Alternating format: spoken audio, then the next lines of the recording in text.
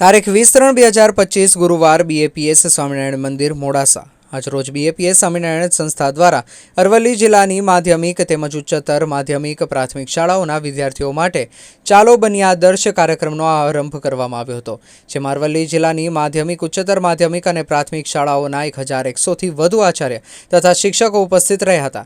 અરવલ્લી જિલ્લા શિક્ષણ સમિતિના ચેરમેન શાંતાબા પરમાર, જિલ્લા શિક્ષણ અધિકારી ઉષાબેન ગામેત, જિલ્લા પ્રાથમિક શિક્ષણ અધિકારી નૈનેશભાઈ દવે ઉપસ્થિતિમાં દીપ પ્રાગટ્યથી આ કાર્યક્રમનો આરંભ થયો હતો। આ કાર્યક્રમમાં BAPS સ્વામિનારાયણ મંદિર હિંમતનગરના કોઠારી સ્વામી પૂજ્ય મંગલ પુરુષ સ્વામી પણ પ્રોત્સાહન આપવા માટે ઉપસ્થિત રહ્યા હતા। બાળકોમાં સંસ્કારોનું સિંચન થાય તેમજ તેઓ મૂલ્યનિષ્ઠ શિક્ષણ મેળવે તે માટે આ કાર્યક્રમ અંતર્ગત ચાલો બનીએ આદર્શની એપ્લિકેશનના માધ્યમથી પ્રેરણાદાયી વિડીયો તમામ શાળાઓને પ્રાપ્ત થનાર છે। બાળકોના સંસ્કાર ઘડતરનું કાર્ય BAPS સંસ્થા દ્વારા કાર્યરત આ કાર્યક્રમથી કઈ રીતે થશે તેનું માર્ગદર્શન સૌને પ્રાપ્ત થયું હતું।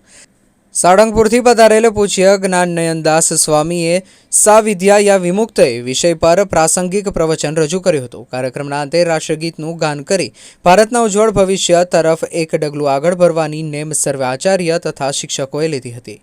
રિપોર્ટર કાદર ડમરી, અરવલ્લી।